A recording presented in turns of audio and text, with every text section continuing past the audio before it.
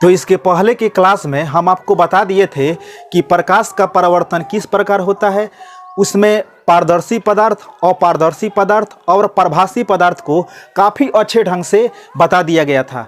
इसके साथ ही साथ दोस्तों आपको ये भी हम बताए थे कि समतल दर्पण में तिरछे रूप से प्रकाश का परावर्तन किस प्रकार होता है। तो दोस्तों आज की इस वीडियो में मैं आप सभी लोगों को बताने वाला हूँ कि समतल दर्पण में लंबवत पड़ने वाली प्रकाश का किरण का परावर्तन किस प्रकार होता है। तो चलिए आइए इस वीडियो की शुरुआत करते हैं।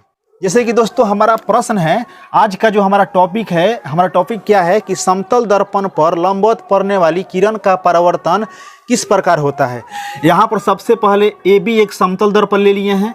AB जो है एक समतल दर्पण है और यहाँ पर ये जो किरण है यहाँ पर 90 डिग्री के एंगल पर बनाती हुई समतल दर्पण से मिल रही है और ये जो किरण मिल रही है समतल दर्पण से इसे आपतित किरण कहते हैं और फिर ये टकरा कर जो वापस आ रही है इसे परावर्तित किरण कहते हैं।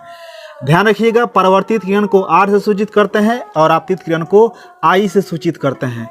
तो क्वेश्चन में हमारा ये है कि समतल दर्पण में जब किरण लंबवत पड़ रही है तो परावर्तन किस प्रकार होता है। तो दोस्तों आपको आंसर याद रखना है, समतल दर्पण पर लंबवत पड़ने वाली प्रकाश की किरण परावर्तन के बाद उसी पथ पर वापस लौट जाती है। मतलब ये कहा जा रहा है ये कि जब समतल दर्पण पर लंबवत कोई आपतित किरण जाती है ना तो ये टकराने के बाद ठीक उसी रास्ते पर चली जाती है। मतलब जिस रास्ता से गई उसी रास्ते पर वापस आ जाती है।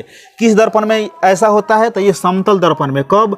जब ये 90 डिग्री के रास्ते पर चलती है। तो आपको याद रखना है कि समतल दर्पण में कोई आपतित किरण 90 डिग्री के एंगल पर अगर वो जाएगी तो उसी रास्ते पर वापस आ जाएगी।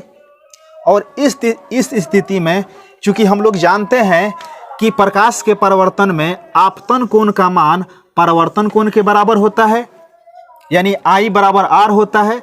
तो इस स्थिति में प्रश्न में पूछेगा आपसे ऑब्जेक्टिव में कि परावर्तन कोण का मान कितना होगा।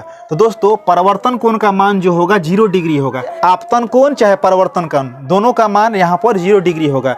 हालांकि परावर्तन कोण ही परीक्षा में पूछेगा तो आपको याद रखना है परावर्तन कोण का जो मान होगा 0 डिग्री। जल्दी से फटाफट इसका स्क्रीनशॉट लीजिए, उसके बाद हम आगे बढ़ते हैं।